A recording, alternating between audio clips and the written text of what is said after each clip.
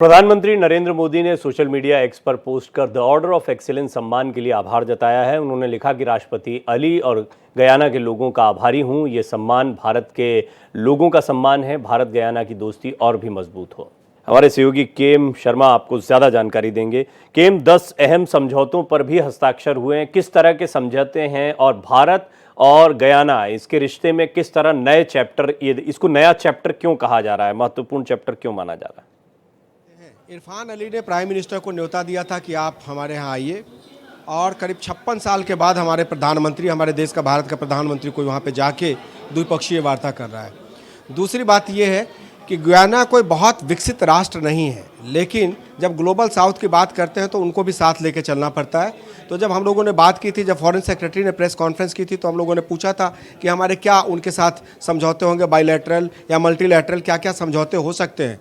तो उन्होंने कहा कि डिफेंस में उनका कोई बहुत योगदान है नहीं, तो जो मेडिकल इक्विपमेंट है, कल्चरल है, और उसके बाद थोड़ा सा एजुकेशनल, क्योंकि कल्चरल एक्सचेंज प्रोग्राम के तहत कुछ बच्चे वहाँ से आते हैं और कुछ बच्चे हमारे वहाँ पे पढ़ने जाते हैं। तो ये 3 है, सांस्कृतिक, उसके बाद आपने जैसा मैंने बताया कि सांस्कृतिक के साथ साथ मेडिकल इक्विपमेंट, उसके बाद डिफेंस में डील। और कोई ज़रूरी नहीं है कि हम उनसे ले भी, डील इसलिए भी होता है कि हम अपनी टेक्नोलॉजी को उनको बेचेंगे।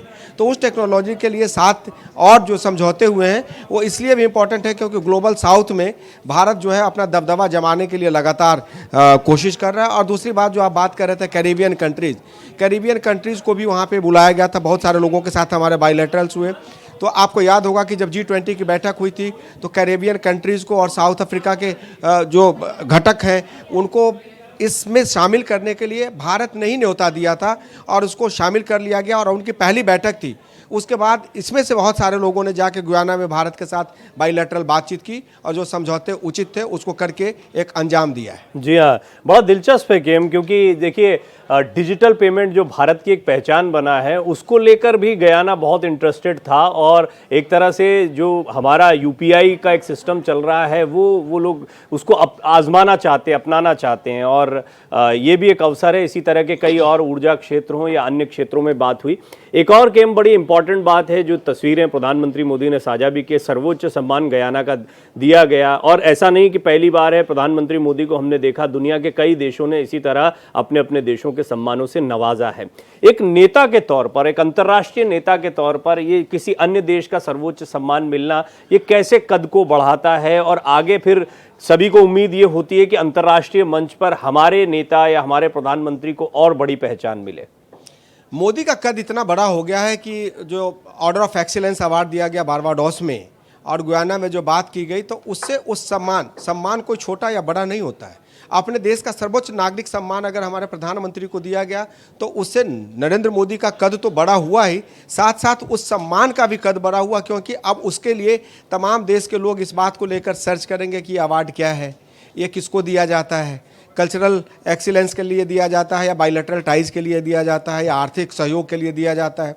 तो उससे जो गुयाना है उनके जो और बहुपक्षीय रिश्ते हैं वो मजबूत होंगे, और साथ साथ जो अवार्ड दिया गया है उसका भी कद बढ़ेगा। कल को हो सकता है कि अमेरिका का राष्ट्रपति चाहे कि वो अवार्ड मिले, हालांकि उनके लिए बड़ी चीज़ नहीं है, लेकिन उससे उस अवार्ड की अहमियत बढ़ेगी जो नरेंद्र मोदी जी को दी गई है। और जैसा मैंने पहले कहा कि अवार्ड छोटा हो या बड़ा हो, अवार्ड बड़ा होता है, और उन्होंने अपने देश का सर्वोच्च नागरिक सम्मान देकर भारत के प्रधानमंत्री का जिस तरीके से सम्मान किया है उससे पूरा देश गौरवान्वित है। हमने 8 तस्वीरें दिखाई थी केम, और इससे ये बहुत स्पष्ट हो जाता है कि सिर्फ गयाना नहीं बल्कि आसपास के कई अन्य देशों, कैरिबियाई जितने देश हैं उनसे भी संबंध, ये क्षेत्र कितना महत्वपूर्ण है व्यवसाय के दृष्टिकोण से, या भारत जिस अपनी तीसरी सबसे बड़ी इकोनॉमी बनने के लक्ष्य की तरफ बढ़ रहा है उसके लिहाज से। भारत पहले कंज्यूमर हुआ करता था, भारत बहुत सारे क्षेत्रों में अब प्रोड्यूसर है। जैसे हम इलेक्ट्रॉनिक्स की बात करें, हम डिजिटल इकोनॉमी की बात करें, उसमें भी हमारे पास बहुत सारी टेक्नोलॉजी हैं। उसके बाद मेडिकल इक्विपमेंट्स की बात करें, दवाइयों की बात करें, केमिकल्स की बात करें, फर्टिलाइजर्स की बात करें, उसके बाद हमारे पास जो टॉयज हैं, हमारे पास जो मिनरल्स हैं, तो बहुत सारी चीज़ों की ज़रूरत उन कंट्रीज़ के लिए है जिनको ये पता चल सकता है कि हम ये खरीदारी भारत से भी कर सकते हैं। तो भारत से अगर हमारी खरीदारी करेंगे तो हमारे पास फॉरेन करेंसी आएगी, हमारे जो गोल्ड रिजर्व्स हैं वो बढ़ेंगे।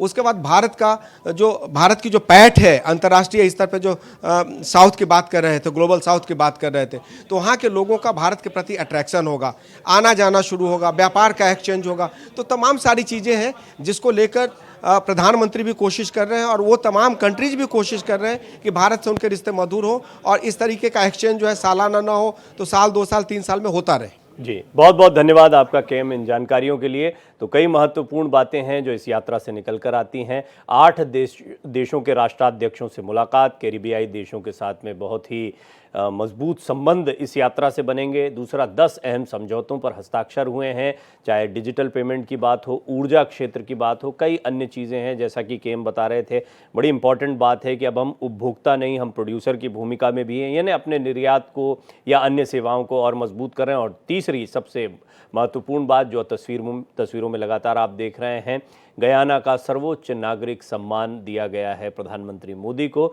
और ये समस्त भारतवासियों के लिए, देशवासियों के लिए एक गौरव का क्षण है।